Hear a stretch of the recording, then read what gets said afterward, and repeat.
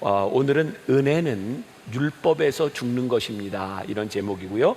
말씀은 로마서 7장 6절입니다. 자, 로마서 7장 6절 같이 한 목소리로 보겠습니다. 이제는 우리가 얽매였던 것에 대하여 죽었으므로 율법에서 벗어났으니 이러므로 우리가 영의 새로운 것으로 섬길 것이요 율법 조문에 묵은 것으로 아니할지니라. 자, 이게 어떤 말인지 이렇게 나누어 보려고 합니다. 우리들의 삶의 이야기, 그런 거죠. 살고 죽는 이야기. 우리 기독교 신앙, 우리의 신앙에 있어서도 가장 중요한 것은 죽는 것과 사는 것입니다.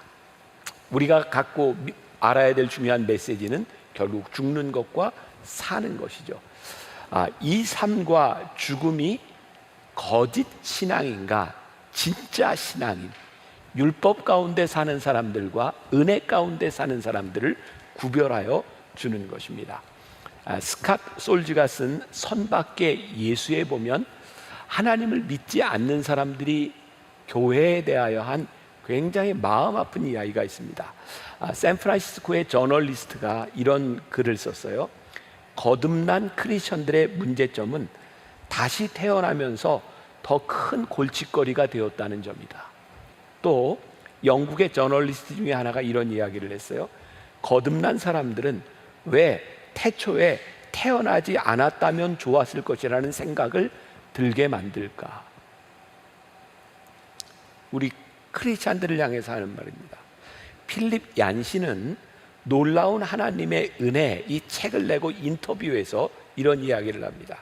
크리스천이란 어떤 사람인가? 내가 이렇게 물으면 사람들은 사랑, 연민, 은혜 같은 단어를 꺼내지 않습니다. 대개는 무엇인가에 반대하는 사람에 관한 묘사가 이어집니다. 그런데 예수님은 주로 반대하는 사람으로 알려지시지 않았습니다. 그분은 어려운 사람들을 섬기고 굶주린 사람들을 먹이고 목마른 사람들에게 물을 주신 분으로 알려져 있습니다. 우리가 주로 이렇게 알려진다면 수많은 분열을 종식시킬 수 있을 것입니다. 크리스천들은 평판이 나쁠 때가 많습니다. 사람들은 크리스천을 완고하고 비판적인 부류로 생각합니다. 그래서 그것이 우리의 삶으로 인해 하나님의 의도와 정반대의 이미지를 풍기게 되었다는 생각을 합니다. 굉장히 아픈 이야기인데 이러한 평가는 2000년 전 예수님 당시에도 동일했습니다. 예수님 당시에도 율법적으로 살아가는 사람들이 그런 평가를 받았고, 주님의 마음을 가장 안타깝게 했던 것은 그러한 평판을 듣고 있는 하나님의 마음을 알지 못하는, 은혜를 알지 못하는 그리스도인들에 대한 안타까움을 가지고 있었어요. 그러니까 우리가 이번 변화산 때 함께 나누고 있는 이 은혜라고 하는 이 말씀의 주제는 하나님께서 진정 우리들이 은혜 가운데 거하기를 원하시는데 그렇게 살지 못하는 우리의 안타까운 마음을, 우리의 모습을 바라보시는 하나님의 마음이 있는 것을 깨닫게 돼요. 어제 말씀의 주제가 뭐였죠? 은혜는 뭐라고요? 내려놓는 것입니다. 오늘 내려놓아야 될 그 정체를 여러분들에게 밝히는데 그게 뭐냐면 율법입니다. 결국 우리가 내려놔야 될 게 율법을 내려놓는 것인데, 율법은 단순히 내려놓는 차원에서 되는 것이 아니라 율법에서 죽어야 되는 거예요. 오늘 말씀의 주제를 먼저 결론을 이야기한다면 오늘 우리가 율법에서 죽는 법을 배워야 되는 거예요. 자, 뭐 아주 오래된 농담, 뭐 이렇게 조크일지도 몰라요. 들어보신 기억이 있을지, 뭐 어떤 가정의 이야기예요. 남편이요 항상 아내를 보면서 당신은 엉뚱해 놀리는 겁니다. 왜냐면 엉덩이가 좀 뚱뚱하다는 거예요. 엉뚱해. 그러니까 그 말을 들은 아내가 기분이 안 좋으니까 이 아내는 남편을 뭐라고 이야기하냐면 당신은 특공대야. 무슨 말인지 알죠? 특별히 공부도 못하는데 대가리만 크다. 이게 이제 특공대인 거예요. 그러니까 남편은 아내한테 맨날 엉뚱해, 자기는 특공대야. 이 가정이 뭐 그렇게 좋아 보이지 않습니다. 또 어떤 가정이 있어요.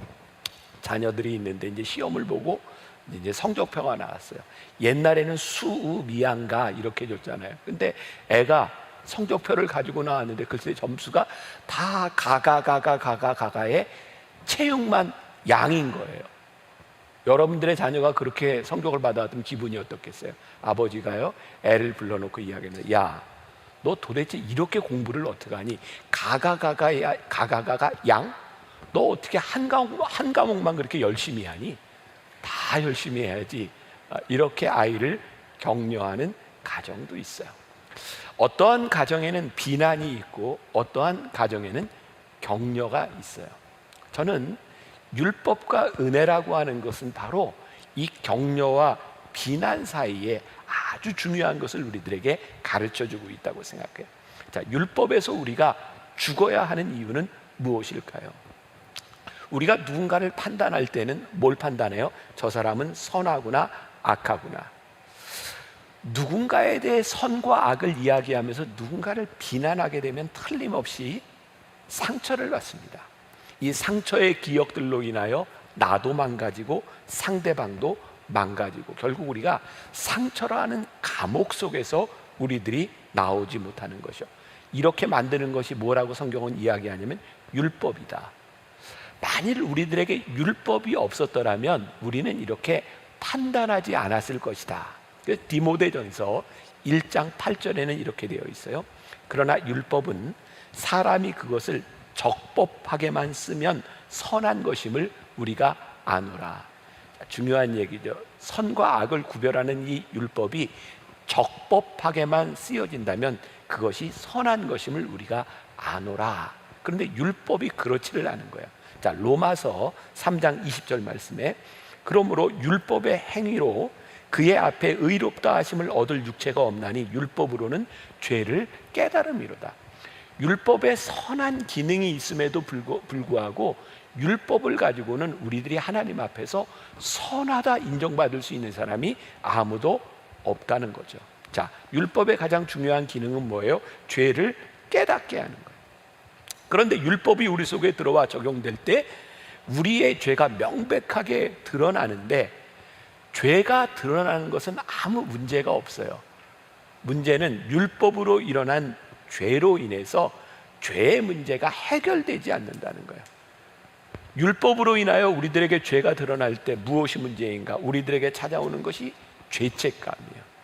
여러분, 죄책감은 우리로 하여금 하나님의 은혜를 누리지 못하게 하는 겁니다. 그러니까 이 문제가 우리들에게서 해결돼야 되는 거죠. 자, 여기까지 지금 잘 따라오고 계시죠? 네. 자, 한번 이렇게 잘 마음 건물 환기시키고, 자, 거울을 보세요. 거울이 없으면 혹시 우리들이 식사를 하고 이 사이에 고춧가루가 꼈는지 아닌지 안 보여요. 그러니까 만약에 율법이라고 하는 기능이 우리의 죄를 드러내서 거울을 보는 것처럼 이렇게 그냥 떼내고 닦아내고 하는 것일 수 있으면 좋을 텐데, 율법은 죄를 보게 하지만 너는 죄인이다 라고 하는 죄책감을 우리들에게 심어주고 있는 거죠. 우리들의 몸에 묻은 얼룩, 우리들에게 더러운 것, 이것을 떼어낼 수 있으면 좋겠는데 죄를 깨달아도 그 죄를 해결할 수 있는 능력이 우리들에게 없기 때문에 율법은 우리들에게 굉장히 힘든 것이에요. 자, 사도 바울은 로마서 7장 1절에서 이렇게 비유로 이야기하고 있어요. 형제들아, 내가 법 아는 자들에게 말하노니 너희는 그 법이 사람이 살 동안만 그를 주관하는 줄 알지 못하느냐. 그러니까 율법이 굉장히 무서운 건데 율법은 어디까지만 우리들에게 작동해요? 우리가 살아있을 동안만. 그러니까 다시 또 결론부터 이야기한다면 율법에서 우리들이 벗어날 수 있는 길은 율법에서 우리들이 죽으면 되는 거예요. 자, 그러니까 처음에 제가 얘기했던 것처럼 우리 그리스도인의 신앙은 죽는 법과 사는 법을 알아야 우리의 신앙이 올바로 세워지는 거죠. 자, 오늘은 죽는 법과 사는 법을 배우는 거예요.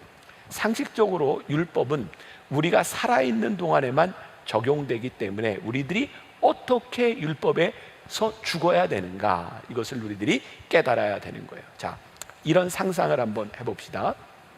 부모가 자녀에게 요구하는 것이 있어요. 자녀가 부모에게 요구하는 것이 있어요. 목회자가 교인들에게 요구하는 것이 있어요. 교인들이 목회자에게 요구하는 것이 있어요. 자, 정상적인 사람들이라면 이렇게 자녀에게, 부모에게, 목회자에게, 교인에게 요구하는 것들이 잘못되게 하는 것, 나쁜 것은 아닐 겁니다. 난 네가 잘 되기를 원해. 그러니까 교인들이 저를 보면 저는 목사님이 좋은 분이었으면 좋겠어요. 목사님 이렇게 하시고 이렇게 하시고 이렇게 하시고. 자, 참 신기한 건 우리들이 계속해서 이렇게 좋은 것들을 요구하는데 누구도 우리의 요구를 채워주지 못하는 거죠. 그럼 어떤 현상이 일어나죠? 채워지지 않는 요구로 인하여 비난이 됩니다.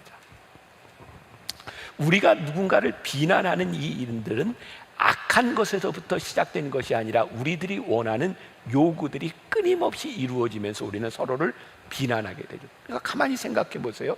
우리가 누군가에게 뭔가를 요구하는 이것은 하나님이 우리들에게 주신 굉장히 귀한 선물의 카테고리에 있는 거예요. 귀한 가정, 귀한 교회 공동체. 그런데요, 우리들에게 주어진 이 아름다운 선물들이 어느 날 보니까 지옥이 되고 버린 거예요. 하나님께서 우리들에게 주셨던 이 아름다운 관계들이 어느 날 보니 원수가 되어버린 거예요. 그것이 무엇 때문이다? 우리들 속에 들어있는 율법 때문이라는 거예요. 자, 에덴 동산을 생각해 봅시다. 하나님께서 에덴 동산을 창조하시고 모든 것을 할 수 있도록 하셨을 때 그 가운데 나무를 하나 두셨어요. 뭐였죠? 대답하세요. 뭐였죠? 선악과. 근데 그걸 다른 말로 이야기할 수 있는데 율법나무인 거예요. 율법나무. 선악과의 기능이 뭐예요? 그것을 네가 먹는 순간 선과 악을 분별하게 된다는 거예요. 그러니까 우리들이 율법적으로 생각할 때 우리는 선과 악을 구별하는 것이 대단한 일이라고 생각하고, 그리고 아담과 하와가 선악과를 먹게 되었을 때 그들 눈이 밝아져서 선과 악이 보였다는 거예요. 우리는 선과 악을 구별하면 우리 인생에 대단한 뭔가라고 생각했는데, 이 선과 악을 구별하게 되면서 아담의 눈에 하나님께서 그에게 허락해 주신 하와라고 하는 아내의 소중함이 보이는 것이 아니라 그녀가 지은 죄와 잘못이 보이는 거예요. 아담아, 너 왜 선악과를 먹었어? 그랬더니 아내를 보며 사랑스러운 아내, 그게 가슴에 들어온 것이 아니라 저 여자 때문에 제가 죄를 지었습니다. 그 여자에 대한 비난이 생겨요. 자, 우리 삶의 도식이 다 똑같은 거예요. 하나님께서 우리들에게 주신 정말 좋은 선물들이 우리들 안에 비난, 우리들 속에 있는 율법, 선과 악을 구별하는 것으로 인하여 그 축복이 우리들에게서 사라져 버린 거예요. 다시 말을 하면 우리가 은혜를 누리지 못하고 살아가고 있는 거죠.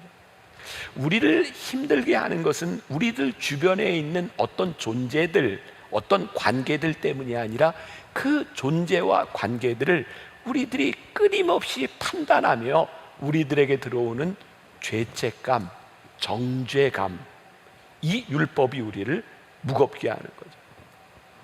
더 이상 주변에 있는 사람들이 율법 가운데 우리들이 살 때 사랑의 대상이 되지 않는 거예요. 우리들의 기쁨이 되지 않는 거예요. 참 신기하죠? 참과 거짓을 구별할 수 있는 위대한 능력을 가지게 되면 우리가 진짜 멋진 존재가 될 줄 알았는데 그것으로 인하여 불행해지다니 말입니다. 조금 전에 언급했던 그 불행한 부부에 대한 불행한 관계에 대한 이야기를 한번 생각해 봅시다.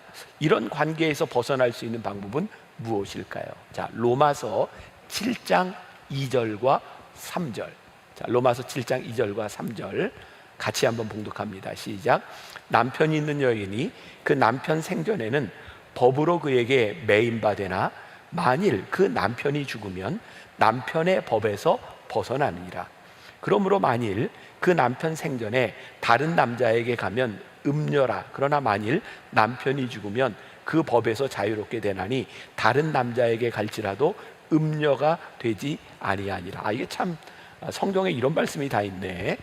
그러니까 남편이 좀 죽어야 된다는 거예요. 그러니까 이 말씀을 좀 잘 이해를 해야 되는데, 우리를 그리스도의 신부로 이렇게 표현을 하고 있고 비유를 하고 있고, 우리들이 은혜 가운데 사는 것은 그리스도의 신부가 되어야 된다는 거예요. 그래서 지금 어떤 비유를 이야기하고 있냐면 아주 나쁜 남편, 우리의 모든 것을 지적하고 있는 남편, 그래서 우리들이 이것을 채울 수 없는 그 남편과 함께 살면서 계속 내가 말라가는 거예요. 말라 죽어가는 거예요. 근데 그 남자로부터 벗어날 수 있는 길은 뭐냐면, 그 당시의 법에 의하면 이 남편이 살아있는데 아무리 나쁜 사람이지만 다른 쪽으로 시집을 가면 이건 간음하는 거예요. 그런데 이 남편이 죽으면 법적으로 다른 사람의 신부가 돼도 아무 문제가 없는 거예요. 지금 그런 비유를 이야기하는 거예요. 요 설교만 또 딱 떼다가 유튜브에서 김병삼 목사가 이혼하고 다른 남자라는 사람 이러면 또 굉장히 곤란한, 이해가 잘 되시는 거죠? 우리들이 율법에서 죽어야 우리들이 그리스도의 신부가 될 수 있다. 그래서 오늘 말씀이 뭐냐면 율법에서 죽는 것을 우리들이 배우는 거야. 율법의 조문, 율법과 함께 살면서 이렇게 살아야 돼 라고 하는 율법의 조문들을 우리들이 가지고 있었던 거야. 자, 우리가 하나님을 믿으며 그동안 신앙생활을 하며 우리들이 생각했던 경건함이라고 하는 것들이 있는 거야. 말씀을 많이 묵상하고 자기를 희생하고 성경 공부를 하고 규칙적인 기도를 하고, 우리들이 하나님을 믿는데 그동안 율법의 조문은 이렇게 살아야 선한 거야, 이렇게 살아야 옳은 것이야 라고 하는 규칙들을 우리들에게 계속 주었는데, 그 결과가 어떤 거였어요? 아무리 우리들이 규칙을 세우고 열심히 신앙생활을 해도 이걸 우리가 만족시킬 수 있는 방법이 없는 거예요. 그러니까 이렇게 열심히 신앙생활을 하면 할수록 우리들이 곤고해지는 거예요. 왜 이런 현상이 나타나는 거야? 나는 이렇게 열심히 하나님을 믿고 이렇게 열심히 신앙생활을 하는데 나는 왜 이렇게 곤고한 거야? 그런데 이게 부정적으로 어떤 모습을 나타내게 되냐면 우리를 이중적인 삶으로 만들어주는 거예요.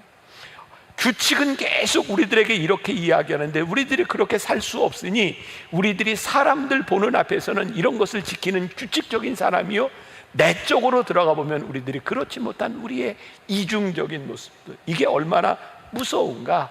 하루아침에 이 율법적인 신앙이 무너져 내리는데 우리들이 그렇게 살 능력이 없으면서 능력 있는 척 하다가 조그마한 죄 앞에서 우리들이 무너져 내리기 시작할 때 우리는 우리 주변에서 정말 한 번에 무너져 내리는 그러한 신앙의 사람들을 우리들이 보았던 거죠. 우리의 불행이 뭐예요?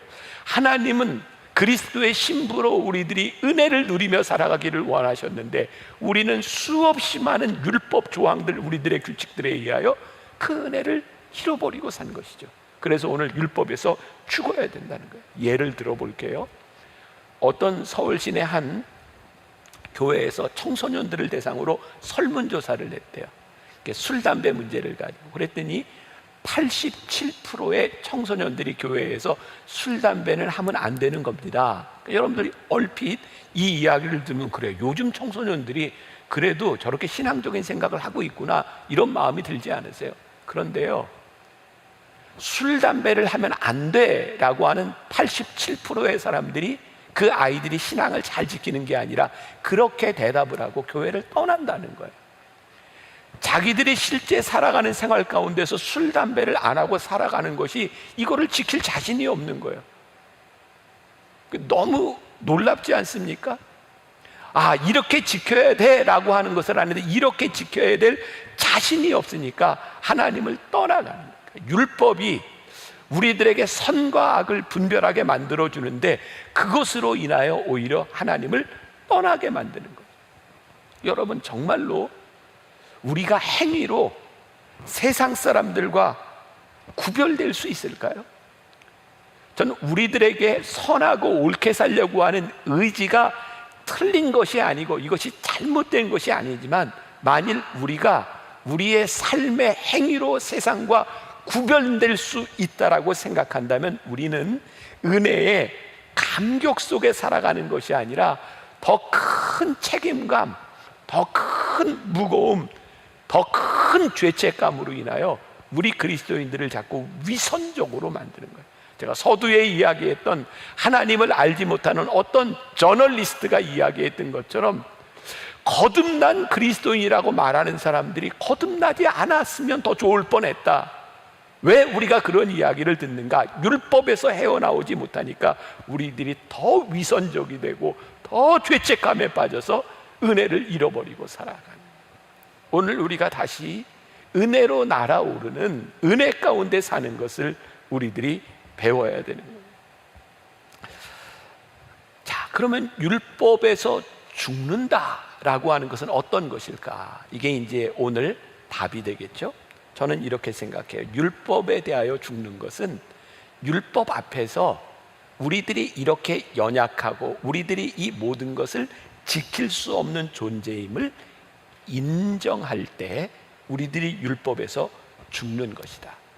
우리가 율법에 얼마나 연약한 존재인지를 알고 죽을 때 우리가 그 죽음에서부터 은혜로 새롭게 태어나는데, 하나님, 저는 이 율법의 문제를 가지고는 해결되지 않습니다. 제가 율법에서 죽습니다. 율법으로 살지 않겠습니다. 라고 고백할 때 하나님의 역사가 오늘 우리 가운데 일어나는데, 그래서 오늘 변화산에서 우리가 율법에서 죽기 위하여 우리들이 오늘 기도해야 돼요. 그러니까 오늘 우리들이 기도할 때는 어떤 기도를 할까요? 죽여 주시옵소서.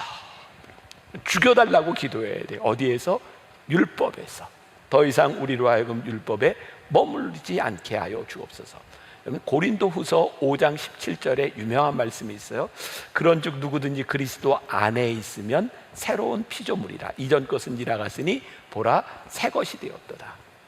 제가 여러분들에게 어제 그제 계속해서 말씀드리는 게 있어요. 하나님은 우리들에게 내가 얼마나 유용한 사람이 되어서 내가 얼마나 위대한 일을 하는가. 그러니까 하나님은 여기 계시고 나는 하나님을 위해서 위대한 일을 해. 이걸 원하시는 분이 아니라 그랬어요. 어떤 걸 원하신다고? 하나님은 네가 내 안에, 내 관계 속에 내 안에 들어왔으면 좋겠구나 라고 하는 것을 원하신다고. 그 스티브 맥베이가요, 그 은혜를 다스리는 삶에서 한 가지 비유를 이야기하고 있는데, 제가 한번 여러분들과 새벽이니까 좀 잠을 깨우려면 실물로 좀 보여드려야 될 것 같아요. 뭐 우리나라 사람들은 요즘은 이제 스윗 티를 많이 먹죠. 자, 여기 먼저 차가운 물이 있어요.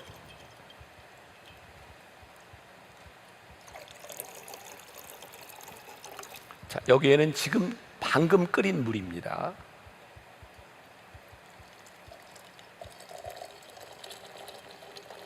어휴, 김병삼 목사는 물도 잘 따라. 야. 자, 여기에다가 티를 이렇게 한번 타볼게요. 찬물에 넣고 뜨거운 물에 넣고,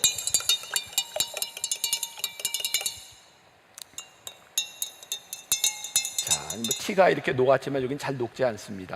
자, 그런데요, 여기에다가 스윗티, 아주 맛있는 티를 만들기 위해서 각설탕을 좀 넣어보겠어요.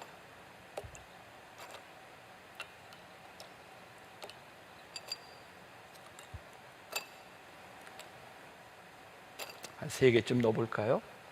그리고 저어보겠습니다.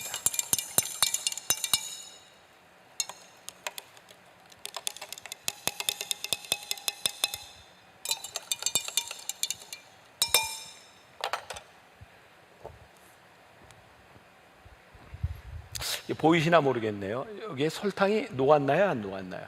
여기 거의 녹았고요. 여기는 각설탕이 그대로 남아있어요. 스티븐 맥베이가 이 책에서 이런 예를 듭니다. 이 스윗티를 만드는데 이 설탕과 이 티라고 하는 것은 완전히 다른 화학 구조를 가지고 있다 그래요. 그런데 뜨거운 물 속에 설탕이 들어가서 완전히 녹으면 이것은 완전히 다른 스윗티로 변한다는 거예요. 그러나 이 차가운 물에 각설탕이 들어가면 이 안에 화학 구조가 변하지 않은 티와 설탕이 그대로 존재한다는 거예요. 율법 가운데 산다고 하는 것은요, 우리들이 하나님을 믿는다고 하면서 여전히 우리가 이 각설탕으로 존재하는 것이고, 고린도후서 5장 17절에 나오는 것처럼 그리스도 안에서 우리들이 온전한 새로운 피조물이 된다고 하는 것은 그리스도 안에서 더 이상 우리들의 모습이 보이지 않는 그 안에 내재되는 완전히 다른 화학 구조로 변화되는 것이다 라는 것을 말하고 있어요. 우리가 율법 가운데 산다고 하는 것은요, 우리들이 하나님을 믿으면서 우리가 그대로 살아있는 거예요. 하나님을 믿는데 하나님을 믿는 건 믿는 거고 우리는 내가 여기서 무엇이 선하고 악한지를 구별하며 살아가는 거예요. 근데 우리들이 율법이 아닌 은혜로 살아간다고 하는 것은 하나님 안에서 내가 온전히 죽는 거예요.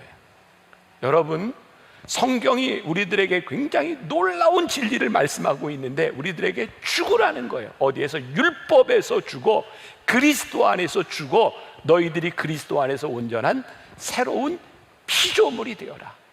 그리고 오늘 우리들이 율법에서 죽고 율법에서 벗어나 우리들이 그리스도 안에서 새로운 사람이 될 때 하나님은 단순히 우리의 행위를 바꾸시는 분이 아니라 우리의 존재를 바꾸셔서 우리의 생각을 바꾸셔서 우리들이 바라보고 있던 사람들의 관점을 바꾸셔서 은혜의 눈으로 사람들을 보게 하시고 새롭게 깨닫게 하신다는 거예요. 너희들이 마음을 새롭게 하여 새로운 피조물이 되라고 하는 말씀이요. 자, 한 가지 예로 말씀을 마치려고 합니다. 우리가 무언가를 해야 되는 율법 조문에서 우리들이 죽고 더 이상 율법이 우리 안에서 작동하지 않는다고 하는 것이 어떤 의미인가? 우리가 이 세상에서 살아가면서 하나님이 주시는 사명과 은혜 가운데 빠져 산다는 것이 어떤 것인가? 자, 이제 제가 미국에서 유학하던 시절이 벌써 30년 전이에요. 우리나라도 많이 변했어요. 제가 미국에 갔을 때 가장 당황스러웠던 건 이 아동들을 보호하는 법률이 우리나라하고는 정말, 우리나라는 그때 별로 개념이 없었어요. 아동 학대라든지 뭐 이런 거, 부모가 애들 때리는 게 당연하죠, 그죠? 근데 미국 갔더니 부모가 애들을 때리면 큰일 나요. 애들이 학교 가서 엄마가 나 때렸어요 이렇게 얘기하면 아동 학대, 이게 돼서 부모하고 애들을 이렇게 갈라놔요. 우리나라도 이런 법들이 많이 만들어졌다. 아니, 미국에는요 몇 살까지 된 아이들을요 혼자 집에 놔두면 경찰에 끌려가요. 그런 아동 법에 대한 게 얼마나 많은지 몰라요.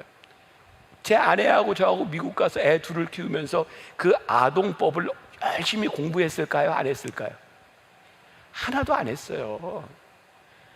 그 많은 법들을 하나도 배울 필요가 없었어요. 우리 애들을 키우면서 적어도 정상적인 엄마와 아빠의 마음속에 우리들이 애들한테 이렇게 이런 거 하면 안 돼, 그게 별로 의미가 없었어요. 왜? 그 어려운 조항들보다 우리는 부모로서 아이들을 사랑하는 마음이 훨씬 컸기 때문에 그 법률을 배워서 그것을 꼭 해야 되는 이유들이 없었어요. 여러분들 얼마 전에 우리나라에 윤식이법, 자, 그 다음에 송파 새모자 법, 굶어 죽고 그 음주운전에 사고를 낸 것들, 우리들에게 점점 법들이 많이 일어나고요. 이제 법들을 피해가는 거, 법을 가지고 놀리는 아이들, 이런 일들이 점점 많아지는 거예요. 율법이 우리들에게 자꾸 법을 만들면 점점 은혜는 우리들에게 줄어들어요. 그게 무슨 말이냐면 우리들이 더 이상 선한 존재가 아니라 법을 만들어 놓고 법을 지키지 못하고 법을 지키지 못하는 사람들을 벌을 주는 세상이 되어간다는 거예요. 저는요, 제가 목사로서, 하나님의 사람으로서, 하나님, 이 나라와 이 민족의 소망이 무엇입니까? 하나님, 우리 가정의 소망이 무엇입니까? 하나님, 우리 관계의 소망이 무엇입니까? 이 모든 것들 사이에 율법 조항들이 살아나는 것이 아니라 그것보다 더 큰 율법이 죽고 하나님의 은혜와 하나님의 사랑이 우리 가운데, 하나님의 소명이 우리 가운데 불타올라서 우리들이 어떻게 살아가야 되는 존재인지, 우리들이 그리스도 안에서 완전히 우리의 죄가 녹고 죽어서 그리스도와 함께 살아가는 존재가 될 때 크게 은혜를 누리며 사는 것. 그래서 오늘 여러분들 기도할 때 죽여주시옵소서 기도해야 돼요. 그리고 은혜 안에서 살게 하여 주옵소서. 사람들은 이렇게 이야기하죠. 오해합니다. 율법보다 은혜를 강조하면 제멋대로 살게 되는 게 아니냐고. 교회에서 은혜만 이야기하면 이거 사람들 제멋대로 살아가는 것 아니냐고. 그런데 진정한 그리스도인, 은혜 가운데 살아가는 사람들은요, 제멋대로 살고 싶어 하지 않습니다. 내 안에 내가 온전히 녹아버린 그리스도 안에 새로운 피조물 된 우리가 그리스도의 마음으로 살아가기를 원하고 하나님께서 우리들의 삶에 주시는 소망으로 넘치기 때문에 우리가 하고 싶은 일들이 율법을 벗어나는 것이 아니라 율법을 뛰어넘는 일들을 하게 되는 거죠. 결국 우리가 고민해야 되는 것은 어떤 행위로 내가 무엇을 만족시킬까요? 라고 하는 것이 아니라, 하나님, 제가 온전히 녹아 아이스티, 완전히 새로운 피조물이 되어서 하나님 은혜 가운데 살게 하여 주옵소서. 오늘 여러분들에게 이 기도와 이 소원이 있기를 주님의 이름으로 간절히 소원합니다.